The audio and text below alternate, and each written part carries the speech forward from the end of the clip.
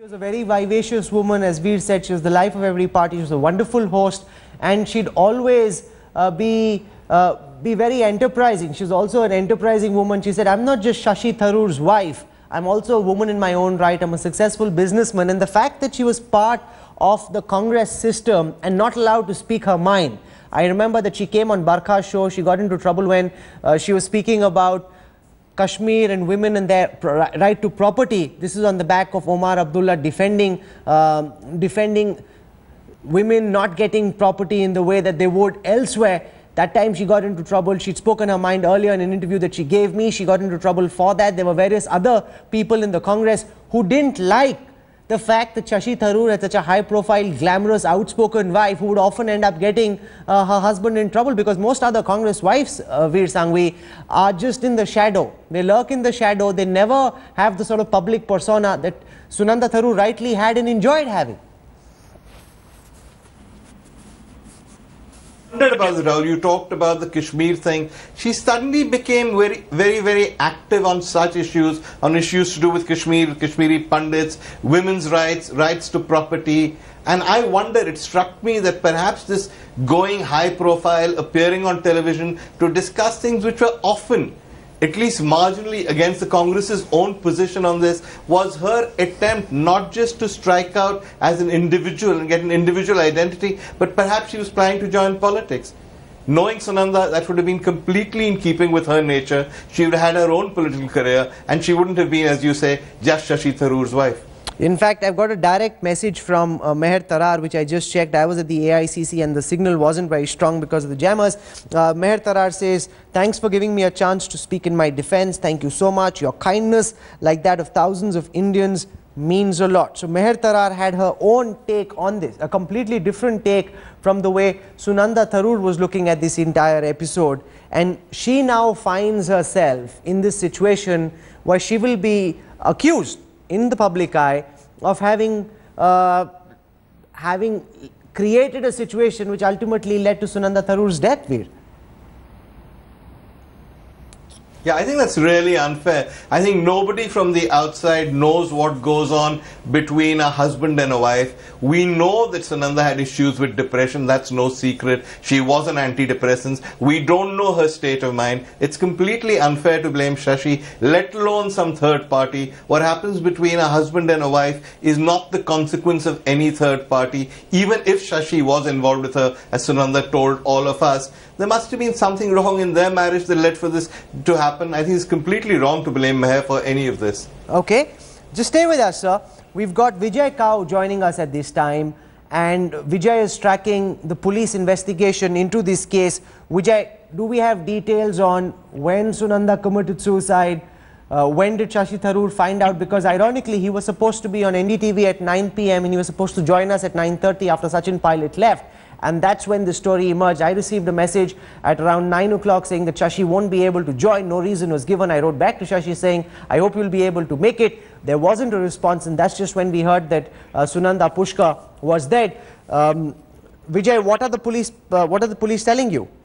Well, Rahul, you pointed out very correctly about police sources are telling us that Sunanda Pushkar's body was found about half an hour back, which is around 9:30, which falls right into place according to the timeline that you were giving, in room number 345 of Hotel Leela at Chanakyapuri. We are sitting here at the particular location. A heavy police presence is visible outside. Senior police officials have indeed arrived at the spot. They're carrying out preliminary investigations. Hotel staff is already being questioned by police officials. We do know that Sunanda Pushkar, who is the wife of Shashi Tharoor, had from his Twitter account pasted messages that he had received from a Pakistani journalist, Meher Tarar, and after that there was a visible open spat on Twitter which was witnessed, and after that now we are hearing that yes, she has indeed committed suicide. Her body was found about half an hour back, which the police sources are telling us, in room number 345 of Leela Palace in Chanakyapuri. Back to you, Rahul. Okay, because I have a response from Shashi when we were speaking about bringing him on our show this evening. At 6:30, he said, "Speak to AICC. If they say that it's okay for me to come, I'd love to join you. No other subject, please. We'll focus on Rahul's speech and nothing else." And this clearly, given the fact that there's a big election round the corner, the electoral outcome, the electoral consequence of his marital spat was something which was weighing very heavily both on Sunanda and on Shashi, because people were asking them, if you're unhappy in the relationship, break away, why are you still together? And constantly the refrain was that elections around the corner, don't want to damage Shashi's political career, and that was constantly a factor that was weighing heavy on them. Veer Sangvi? Say things like this, you know, we're staying together. Yeah, I can hear you. Sorry, can you hear me? Yeah, now? I can. Please go on. Yeah, you can, all right. Yeah, I'm not sure they were staying together just because elections were around the corner, no matter what either of them said. If elections are around the corner and therefore you don't want to get divorced or create a scandal, that's fine. But then you don't send lovey-dovey tweets to each other about, this is where I first met you, my John, 10 years ago or 5 years ago. You don't enter every party hand in hand. You don't kiss in public. They did all of that. So it was clearly not just a marriage of convenience. It wasn't that they were staying together because of political compulsions. There was real love and real affection there. Anybody who's seen them together would never doubt that. And in that sense, it was a completely unconventional marriage also. You're seeing these live images from outside the Leela Hotel in the Chanakyapuri area of New Delhi.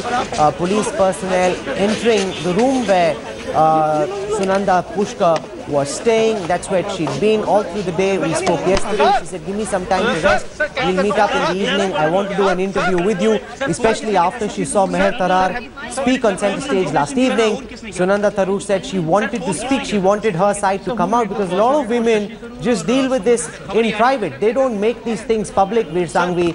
Whereas Sunanda chose to go on a public platform. She in fact chose to tweet from Shashi Tharoor's Twitter handle and ensured that the whole world knew what had gone wrong. We have the DCP on the camera. We have the DCP on the camera. Yeah, but even that is vaguely out of character, because from what I know of her, she was exuberant, she would do things, but she would never do anything quite like this that would embarrass Shashi so publicly and force him to claim bogusly that his account had been hacked.